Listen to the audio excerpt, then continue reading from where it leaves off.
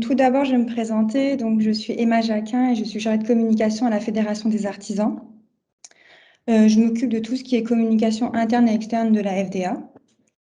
Et donc, aujourd'hui, on a mis en place ce petit webinaire sur les fondamentaux de la communication pour un peu vous expliquer les enjeux que peut avoir vraiment une bonne stratégie de communication au sein de votre société.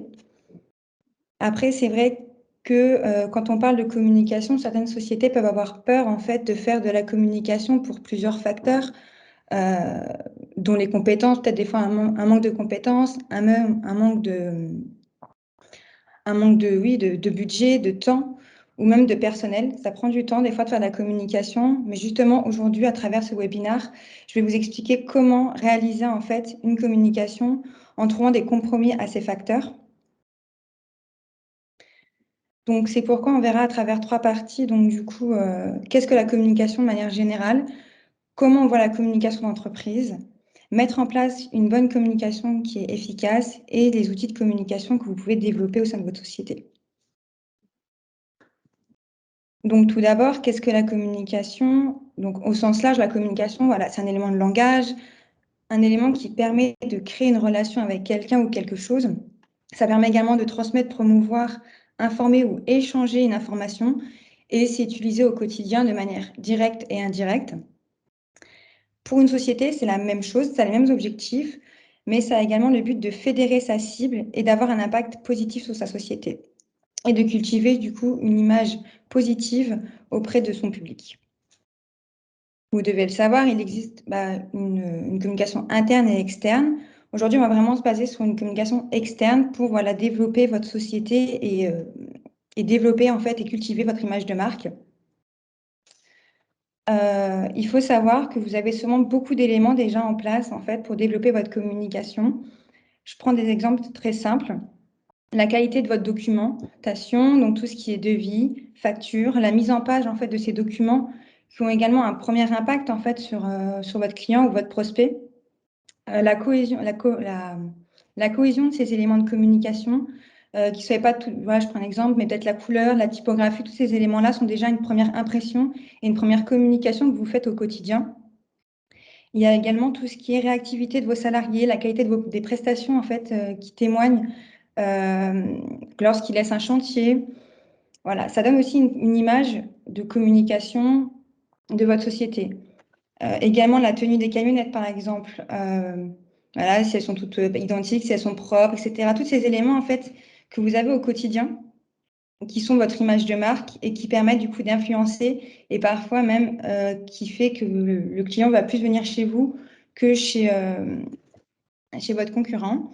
Il y a également d'autres exemples d'éléments de communication que vous avez peut-être aussi également en place, comme votre site internet, qui soit un site vitrine ou un e-shop. C'est important également de sa cohésion, de comment vous l'actualisez, si c'est quelque chose de systématique ou pas. Si c'est des vieilles informations, c'est vrai que peut-être que des fois, ça peut restreindre un peu le client à aller vers vous. Mais également les avis en fait que vous avez sur le net ou même le bouche à oreille, pardon. Il faut savoir que le bouche à oreille dans l'artisanat, c'est quand même un des facteurs clés en fait pour se développer et du coup cultiver son image de marque. Et après, vous avez sûrement aussi d'autres petits éléments de communication que vous mettez peut-être en place, tout ce qui est les annonces dans des journaux, sur le web, des flyers ou même l'utilisation des réseaux sociaux. Et également votre activité par rapport à la relation client que vous avez. Donc, on va parler un peu de tous ces éléments aujourd'hui pour vous expliquer voilà, comment les travailler, comment les mettre en place sans forcément perdre beaucoup de temps. Donc, du coup, pourquoi mettre en place une communication et pour qui? Donc, une bonne communication externe, c'est tout d'abord toucher la bonne cible dans le but de fédérer, de fidéliser et développer sa notoriété. Donc, pour cela, il faut mettre en place une bonne communication.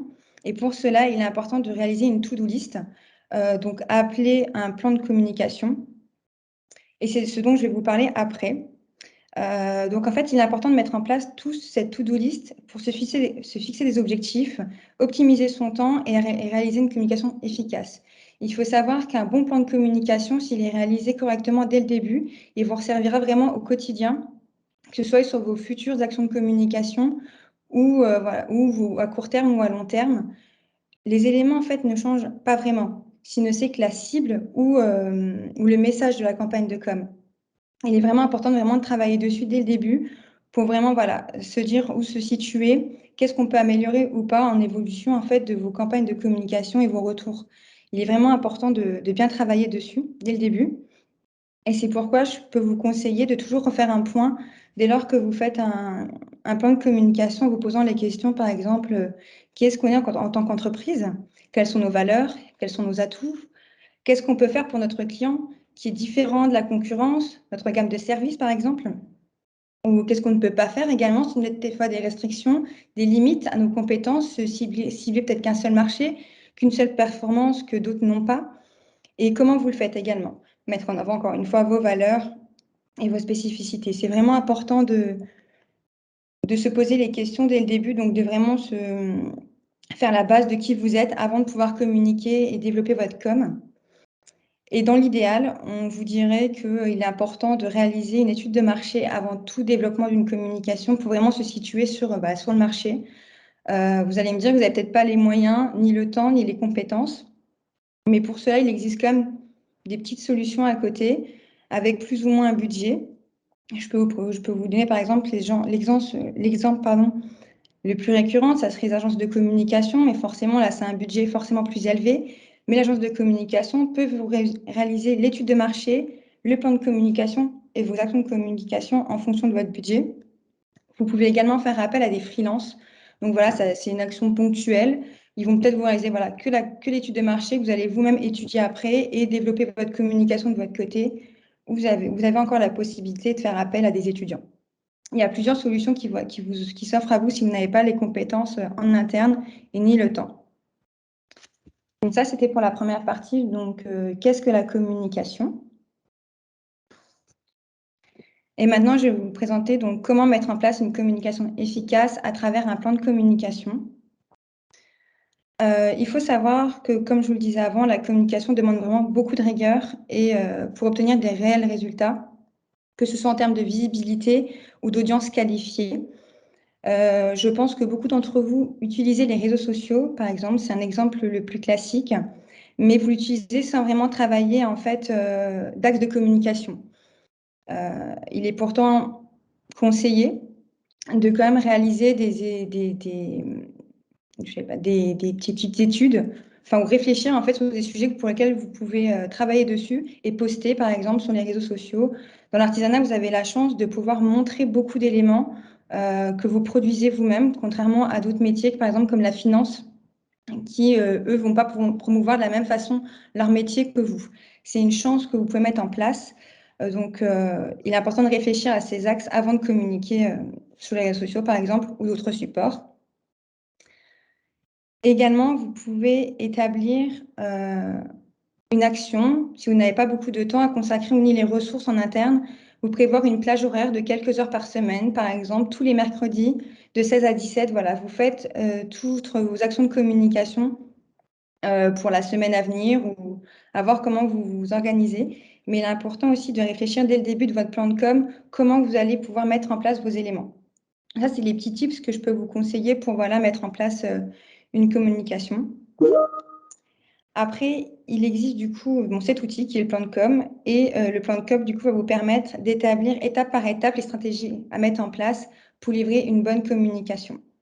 Donc, on va voir ensemble les différentes étapes donc, qui sont définir les objectifs et les enjeux, définir sa cible, comment réaliser du coup votre plan de budget, les choix des canaux et le planning du coup associé dans votre plan de communication pardon, qui va vous suivre du coup du lancement de votre projet, de votre idée à la fin du projet. Il est important de toujours voilà, se donner une idée sur le long terme de comment va se développer votre communication. Donc la première étape, c'est la définition du mandat, donc c'est la définition du problème à résoudre et de l'enjeu recherché à travers cette communication. Si vous souhaitez par exemple promouvoir un nouveau produit, une nouvelle action, sensibiliser votre cible à une cause particulière ou mettre en avant tout simplement un de vos services. C'est vraiment la première question qu'il faut se poser quand on veut développer une communication. On ne va pas communiquer pour communiquer, il faut vraiment avoir un enjeu derrière. Pourquoi on communique? Voilà, dans quel objectif? Toujours se poser cette question dès le début, quand on lance votre communication. Voilà, quel est le problème que vous cherchez à résoudre, entre guillemets, pour développer votre société? Étape numéro 2, donc c'est analyse de la situation dans laquelle l'entreprise se situe et de le contexte dans lequel elle évolue.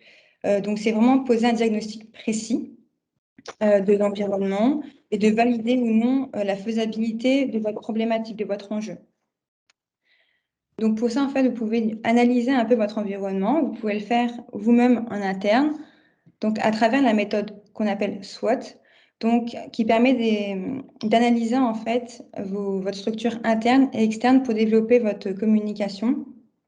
Donc comme on le voit sur le slide, c'est un tableau voilà, qu'on réalise. Donc en interne, vous allez étudier vos forces ainsi que vos faiblesses, toujours en relation avec votre concurrence. Quelle est votre force, quelle est votre faiblesse? Donc analyser les performances de l'entreprise, analyser l'image et la notoriété et analyse de sa cible. Donc ça, c'est dans la première partie interne. Mais vous pourrez également, du coup, vous interroger sur votre environnement externe en mettant en avant vos opportunités et vos menaces. Donc, c'est toute une analyse de marché, des facteurs externes, analyse des tendances aussi de consommation, de comment, du coup, réagit votre cible. Donc, cette analyse est très importante. Pourquoi? Parce qu'en comprenant quelles sont vos forces et vos faiblesses, vous allez pouvoir, du coup, jouer là-dessus pour vous développer et faire de la communication votre avantage par rapport à vos concurrents. Pareil, ça, vous pouvez vraiment le faire en interne. C'est pas quelque chose qui demande énormément de compétences. Vous connaissez votre entreprise, vous connaissez votre marché. Vous pouvez le faire, il n'y a pas de problème pour cela. L'étape numéro 3, donc, c'est la définition des objectifs. Encore une fois, c'est quelque chose qu'il faut prendre le temps de faire, qu'il faut réfléchir. On ne peut pas définir ses objectifs comme ça, il faut vraiment y réfléchir et les primordial, en fait, ces objectifs vous permettent dans le temps de les atteindre. Et voilà, il faut toujours quelque chose de spécifique, de bien réfléchi.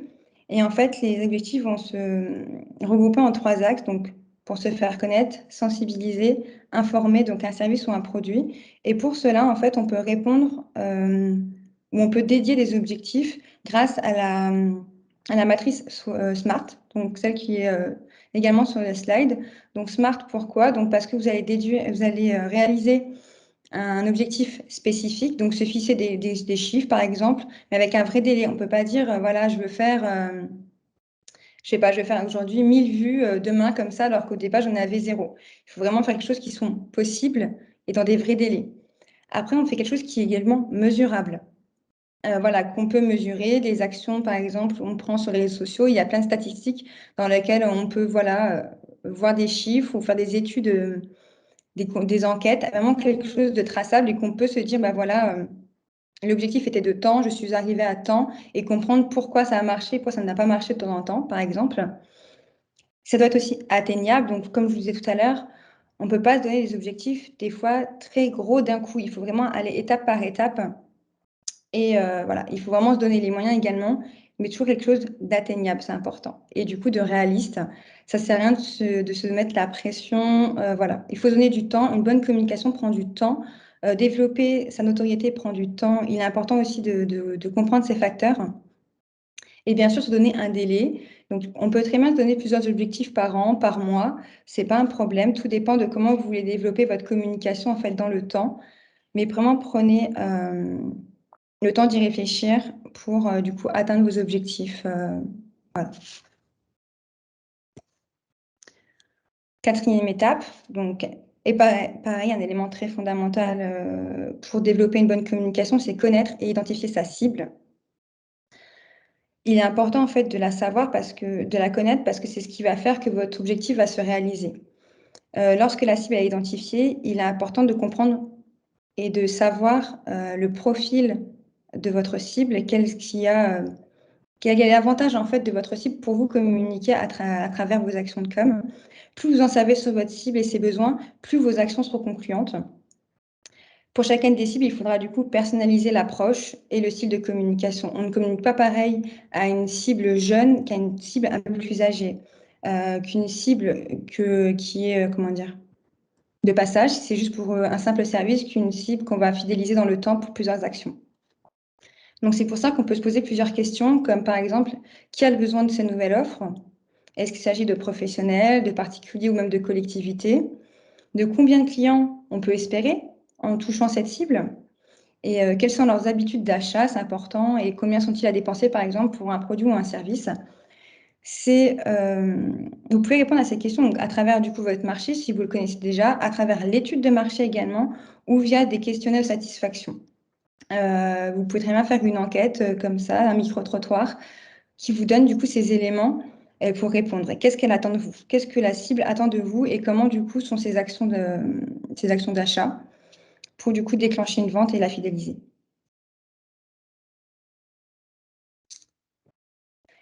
Étape numéro 5, donc c'est l'axe de communication qui est quand même une clé encore une fois importante. Je vais vous dire que tout est important dans le plan de com, mais c'est un peu le cas en fait et c'est ces grands facteurs qui vous permettent de développer la suite. Donc en fait, l'axe de com, c'est vraiment, il s'agit du thème de la campagne. Il se rend en fait sur un fil rouge. Ce sera le ton de votre communication tout le long. Donc à chaque projet, cette étape peut varier en fonction de vos objectifs et de sur quoi vous communiquez. Donc ça, c'est vraiment l'étape qui peut bouger énormément comparé par exemple aux objectifs ou la cible qui est souvent la même, sauf si le produit ou l'objet est totalement incohérente par rapport à l'autre. Donc voilà, l'axe de com, du coup, c'est un élément qui permettra à votre projet du coup de conserver une cohérence et du coup, en fonction de l'objet, d'atteindre vos objectifs et votre cible. L'étape 6, donc c'est ce qu'on fait du coup vers la fin du plan de communication, c'est réfléchir à comment vous allez organiser votre communication dans le temps, si c'est à court terme ou si c'est à long terme. Vous pouvez déjà réfléchir en amont voilà, à une date de lancement, une date de fin, et du coup vous prévoir des jours bien spécifiques, des heures également, à laquelle vous pouvez publier, réaliser votre communication. Donc là, par exemple, vous avez fait un tableau, vous pouvez également réaliser vous-même. Ça serait donc du coup de choisir les médias que vous souhaitez utiliser pour votre communication. Donc là, en l'occurrence, ça serait les réseaux sociaux. Également, le contenu que vous allez mettre dessus, si c'est quelque chose de visuel, si c'est juste un article, si c'est un texte, et quelle personne ou qui sera en charge de réaliser cette action. Donc, ça peut être encore une fois un freelance, un étudiant, une agence de com ou même vous-même. Donc voilà, n'hésitez pas à faire un planning pour avoir de la visibilité sur le temps et également prévoir le temps pour réaliser ces actions. Certains médias peuvent permettre la programmation d'actions, par exemple la presse, hein, vous savez en amont quand est-ce que ça va paraître, donc voilà, vous avez déjà l'action. Si vous faites des réseaux sociaux, certains réseaux sociaux vous permettent de planifier vos publications, voilà. Donc ça vous permet d'avoir une vision sur du long terme et de prévoir aussi votre charge de travail par rapport à ça et vos actions.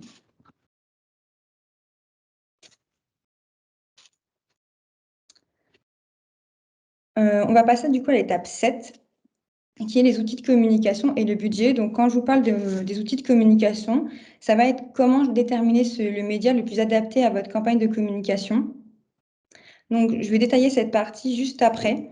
Donc là, je préfère du coup vous parler du budget. Donc, comment vous allez allouer votre budget, comment vous allez l'organiser. Pareil, vous pouvez travailler sur des tableurs.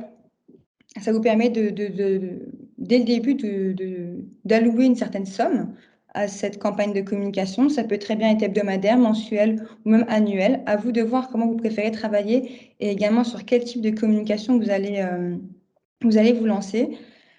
Le fait d'allouer un budget, en fait, permet de gérer certaines barrières, que ce soit en gagnant du temps et les moyens, et également de vous fixer, voilà, est-ce que je peux me permettre de faire, par exemple, de la presse et de la radio, ou est-ce que je dois allouer que du budget ou des ressources aux réseaux sociaux, par exemple. Donc voilà, en fonction de votre budget, vous allez pouvoir également déterminer quel média est le plus adapté à votre campagne de communication au sein de votre société. Vous ne pourrez pas, par exemple, si vous mettez, j'ai vraiment une bêtise, si vous mettez 15 € par semaine, vous ne pouvez pas faire de la télé. Voilà, il faut être conscient. Donc, tout dépend du moyen que vous allez allouer à ça pour, du coup, développer votre communication et choisir le média le plus adapté. Et dernière étape qu'on réalise dans un plan de communication, donc c'est vraiment la dernière étape, une fois que votre action de communication est terminée, c'est le moment en fait de dresser un bilan, évaluer les résultats qui ont été réalisés. Après, il faut savoir qu'on n'est pas obligé de la réaliser qu'à la fin. Vous pouvez faire des fois, si c'est une campagne sur du long terme, réaliser des fois en cours d'opération, regarder les statistiques, mais on peut également la réaliser à la fin du projet si c'est sur du court terme. Donc, vous allez vous poser des questions si les objectifs ont été accomplis ou s'ils ont été partiellement accomplis. Si ça n'a pas été accompli, pourquoi ça n'a pas été accompli, à quel moment ça n'a pas marché, en tirer des conclusions. Et du coup, vous pourrez, grâce à ça, déterminer si votre plan de communication était efficace ou non. Et s'il ne l'était pas, vous pourrez du coup le réadapter dans le temps et voilà, refaire d'autres actions qui toucheront peut-être davantage votre cible. Donc, pour réaliser du coup et mesurer vos résultats, il y a plusieurs façons de le faire, soit en études qualitatives, donc en raison des focus group, donc réunir des clients, des prospects lors d'un rendez-vous et puis échanger, les laisser parler pour savoir qu'est-ce qu'ils aiment, qu'est-ce qu'ils n'aiment pas. C'est important aussi de savoir où vous situez. Faire des réunions individuelles, peut-être avec des clients, pour savoir son expérience suite à l'achat, par exemple, d'un nouveau service qu'il a vu par rapport à une de vos pubs, ou même réaliser des micro-trottoirs. Il faut dire que l'étude qualitative prend beaucoup de temps et pour avoir des résultats, il faut quand même beaucoup de données. Donc ça peut être intéressant, mais il faut savoir que l'inconvénient, c'est que ça prend beaucoup de temps pour la réaliser. Après, vous avez les études quantitatives, donc réaliser des sondages, des enquêtes. Ça, vous pouvez le faire via des logiciels tout préparés ou via Google Forms. Ça prend pas énormément de temps et vous avez des résumés de statistiques intéressantes. C'est souvent plus facile pour étudier du coup votre action de communication. Et vous avez également les statistiques de tout ce qui est web, donc réseaux sociaux, sites internet ou si vous faites des Google Ads ou des bannières sur le web, voilà, vous pouvez avoir des statistiques qui peuvent aussi également vous appuyer si vos campagnes de com ont plus ou moins marché et qui vous avez ciblé. Donc, voilà. Donc, on va passer à la dernière étape du coup de ce webinaire qui est les outils de communication. Donc, il existe deux types de communication, les communications dites traditionnelles et les communications dites digitales. Je vais commencer par vous présenter la communication qui est dite digitale, donc qui regroupe la presse, que ce soit spécialisée ou locale, la radio, l'affichage, la télévision, le cinéma, l'événementiel et le sponsoring. Je ne vous parlerai pas en détail de tout ce qui est télévision et cinéma parce que c'est souvent la communication à fort budget. Après, vous pouvez vraiment passer par RTL. Voilà, ils font de la publicité sur leur télévision, ils font des actions, ils reçoivent des invités. Ça peut être intéressant et ça peut avoir des coûts moindres également si on est invité du coup lors de ces événements. Mais je vais plus vous parler du coup d'actions de communication, outils de communication que vous pouvez mettre en place rapidement et vous-même en interne, sans avoir besoin d'un prestataire. Ça, vous pouvez le faire vous-même en interne si vous prenez le temps et vous avez le budget. Donc, premier outil de communication traditionnel, c'est la presse. Donc, l'avantage, c'est que on peut choisir son audience dès le début. On peut se fixer, voilà, un domaine de l'artisanat bien précis, une sélection géographique précise parce que où il est diffusé. Et l'avantage, c'est que ça a quand même une durée de vie assez longue dans le sens où, voilà, votre communication, elle restera dans la presse, que ce soit papier ou même digital, voilà, il sera toujours dedans. Donc, si les personnes les reconsultent et ont vu des articles qui les intéressent, voilà, vous serez toujours dedans.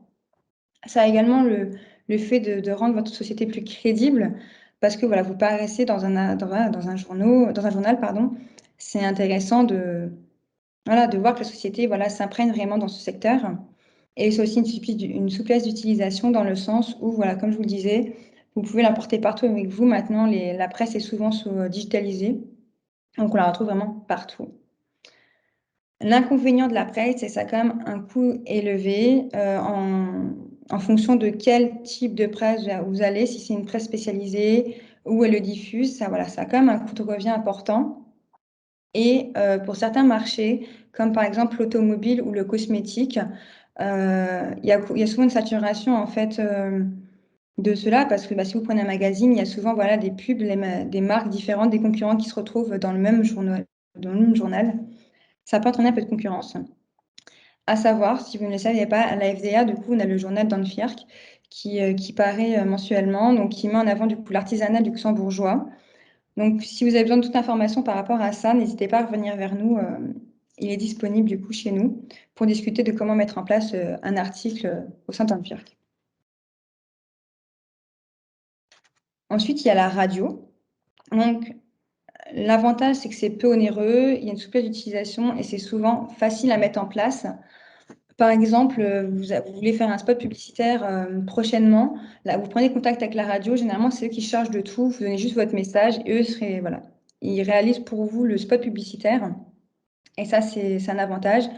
Ça coûte pas excessivement moins cher et vous pouvez également choisir du coup une cible précise en fonction de la radio que vous souhaitez sur laquelle paraître. C'est sûr que si vous allez sur l'essentiel, bah voilà, vous allez peut-être avoir une cible française et peut-être des jeunes. Si vous prenez RTL, voilà, vous avez d'autres cibles. Il y aura aussi plus de langues. Voilà, c'est aussi important de prendre en compte du coup sur quel support vous voulez l'utiliser, mais sur quelle langue et sur quelle est votre cible. Donc la radio, elle est intéressante parce que vous pouvez avoir plusieurs cibles différentes. Par contre, l'action est réduite dans le temps parce que bah, voilà, c'est une communication éphémère. Un spot radio, c'est quelques secondes. Si elle n'est pas faite régulièrement, bah, voilà, la cible, des fois, ne l'entend pas ou ne fait pas attention, ne retient pas le message. Et par contre, la mesure de l'audience peut être difficile parce qu'on ne sait pas vraiment qui l'écoute, quand et combien de temps. Mais c'est un outil qui est intéressant pour des campagnes publicitaires. Vous avez également l'affichage. Donc l'avantage, c'est que vous avez la sélection géographique parce que c'est à vous de choisir du coup où vous voulez implanter votre communication. C'est un visuel souvent marquant, donc la cible ou les prospects se souviennent de vos visuels. Donc dans la rue, on peut les voir. On peut voir aussi de l'affichage du coup bah, dans les arrêts de bus. On peut en voir également derrière les bus, mais également par exemple dans le tram, il y a de l'affichage qui est mis. Donc voilà, ça touche vraiment un panel assez important. Et l'avantage, c'est que vous sélectionnez vraiment où vous allez implanter votre affiche. Mais l'inconvénient, c'est que ça coûte assez cher, il faut le dire. C'est difficilement, encore une fois, mesurable. Et encore une fois, il y a une concurrence assez forte dans l'automobile ou la cosmétique où on voit souvent des marques qui communiquent en même temps sur des fois la même offre. Donc voilà, il est important aussi de réfléchir à l'impact que peut avoir votre affichage. Et pour finir sur la communication traditionnelle, vous avez l'événementiel et le sponsoring. Donc, vous allez me dire, avec le Covid, c'est peut-être pas le meilleur moment pour faire de l'événementiel. Mais on espère que bientôt, ça sera possible de refaire des événements.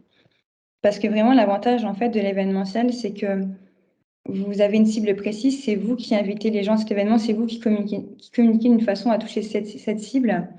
Vous avez souvent une visibilité importante lors d'un événement. Il peut y avoir la presse qui vienne. Ça peut vraiment être un événement assez important. La rencontre physique aussi fait que vous avez une approche différente avec vos prospects, avec vos clients. C'est un moment plus intime, si je puis dire, où vous pouvez vraiment parler plus facilement qu'à travers un écran ou un appel téléphonique. C'est vraiment un moment de partage, donc c'est vraiment intéressant. Encore une fois, l'inconvénient, c'est que ça reste très coûteux. Il faut beaucoup d'organisation pour un événement, des facteurs humains aussi importants, et l'action est ponctuelle. Donc, on va se souvenir de votre événement quelques jours après. On va en reparler peut-être si c'est des événements annuels, peut-être qu'on s'en souviendra. Mais si c'est juste une action ponctuelle, généralement, voilà, ça s'oublie entre guillemets assez rapidement. Et après, vous avez la partie sponsoring. Donc, c'est intéressant de sponsoriser peut-être des marques, ou même avoir des labels, des choses comme ça, vous mettre en avant. C'est important d'utiliser aussi cet facteur de visibilité. Voilà, de se voir. En fait, c'est vraiment le sponsoring a pour objectif de se faire voir davantage à travers d'autres personnes. Donc, après, le sponsoring, il peut avoir aussi l'effet bouche à oreille. Donc, à force de voir ou d'entendre parler du coup d'une marque, on arrive à se faire développer. Et l'avantage, c'est que le sponsoring n'a pas forcément un coût important. On peut également sponsoriser un événement. Donc voilà, il y a pas mal d'éléments intéressants sur le sponsoring. Après, voilà, tout dépend de ce que vous sponsorisez comme action, mais ça peut revenir comme très peu cher, comme assez cher si c'est par exemple un événement sportif. Apparaître sur les bannières, des choses comme ça peut avoir un coût important. Mais encore une fois, on ne peut pas mesurer du coup l'action. et combien de personnes l'a vu. Mais ça vous fait beaucoup de visibilité. Maintenant, je vais vous parler du coup des outils de communication digitaux. Donc, vous connaissez tous du coup les réseaux sociaux, il y en a plusieurs, hein, Facebook, Twitter, Instagram, LinkedIn et d'autres comme Snapchat, etc. Donc chaque réseau social en fait a un peu sa valeur ajoutée. Aujourd'hui, je vais vous les présenter grossièrement, mais il faut savoir qu'on fait un prochain webinar sur vraiment ciblé sur la communication digitale au mois d'avril, où là, on vous présentera vraiment comment faire de la communication sur les réseaux sociaux principaux et quel impact vous pouvez en attendre. Mais il faut savoir, donc, comme je vous disais, que chaque réseau social a vraiment sa particularité. On ne communiquera pas sur Facebook comme on communique sur Twitter ou Instagram. Chaque réseau social a un peu une cible un peu dédiée. Par exemple, sur Twitter, le désavantage, c'est que quand on fait un tweet, il se perd vite dans le temps parce qu'il y a beaucoup d'interactions sur Twitter, beaucoup de tweets qui apparaissent, donc le feed est vite encombré. Donc voilà, il n'y a pas spécialement dans le temps, ça ne reste pas. Instagram, si vous avez des beaux visuels, allez-y. Les gens aiment les belles images, ça leur donne envie de vous contacter et d'essayer vos produits. L'avantage, comme je vous le disais tout à l'heure, l'artisanat, il y a quand même énormément de choses à montrer. Ça peut être très intéressant de le mettre en avant. LinkedIn a plus un côté plus professionnel, de développer peut-être son réseau, d'avoir des partenaires, mais également ça vous fait une visibilité en tant qu'entreprise sur les réseaux si vous êtes actif. Et Facebook, pour moi, c'est vraiment la base. Être sur Facebook, c'est un peu comme avoir un site internet. C'est des éléments qui vont vous permettre de, quand un client ou un prospect recherche une entreprise, il va aller voir sur les réseaux sociaux si vous êtes actif, quelles sont vos actions, qu'est-ce que vous faites, vos avant-après chantier, par exemple, votre site internet. Voilà, c'est vraiment un peu une vitrine de votre société. Là, c'est rapide. On peut vous contacter également dessus. Donc, si vous êtes réactif, ça peut plaire aussi à votre cible en fonction de qui elle est, bien sûr. Mais c'est important d'être présent du coup sur un des réseaux sociaux pour être en contact permanent avec sa cible et ses prospects. Vous avez également la partie site web et bannière web. Donc le site web, on en parlait au début, c'est important d'en avoir un. Surtout actuellement, les gens, avant de vous contacter, généralement se renseignent sur Internet. Qu'est-ce que vous faites, qu'est-ce que vous ne faites pas. Et des fois, en fonction de comment est illustré votre site Internet, les personnes vont vous contacter plus ou moins facilement. Il y a également d'autres actions sur le web, comme les bannières web, donc tout ce qui est ce que vous voyez comme pub, en fait, les pop-up qui apparaissent sur les sites. Vous avez aussi les Google Ads, donc une action que vous pouvez mettre en place via Google, donc qui est payante, bien sûr. Après, voilà, il n'est pas forcément obligé d'investir énormément d'argent pour être visible, mais vous pouvez du coup faire des actions sur le web pour être présent plus facilement en termes de référencement. Mais voilà, ce qui reste encore le moins cher reste les réseaux sociaux parce que l'inscription est gratuite, l'utilisation est gratuite, il vous faut juste un compte membre et après vous publiez. Vous pouvez sponsoriser du coup vos publications si vous avez les moyens. Vous pouvez mettre des fois de temps en temps de l'argent sur des campagnes de com qui ont peut-être plus d'importance pour vous. Vous pouvez sponsoriser du coup à des moindres sommes, peut-être 10 € sur une publication. Donc voilà, en fonction de votre budget. Et en question de gestion de temps, donc l'avantage de certains réseaux sociaux, c'est que vous pouvez programmer vos publications. Donc, si vous travaillez 2 heures par semaine sur votre communication, voilà, vous pouvez programmer tous les posts de la semaine, par exemple, répondre aux commentaires, répondre aux messages si vous en avez privés, mettre de l'actualité sur votre site. Voilà, c'est toutes des choses qui ne sont pas très chères, voire gratuites, qui permettent au quotidien d'avoir une visibilité positive auprès de votre cible ou de votre prospect. Et pour finir, je vous dirais toujours d'utiliser la communication traditionnelle et la communication digitale en complément. Parce qu'en effet, en fait, d'être sur plusieurs médias, sur peut-être une même campagne de com, voilà, fait que la cible, elle sera beaucoup plus grande dans un premier temps. Et vous avez aussi ce facteur de répétition. Si la personne le voit sur les réseaux sociaux, elle vous voit après dans la presse, par exemple, voilà, ça fait répétition, elle se souviendra de vous et peut-être va vous contacter plus facilement. Et du coup, vous développer et vous permet de gagner en visibilité. Donc voilà, donc c'est tout pour moi pour aujourd'hui. Donc merci pour votre attention et si vous avez des questions, n'hésitez pas, j'y répondrai avec plaisir.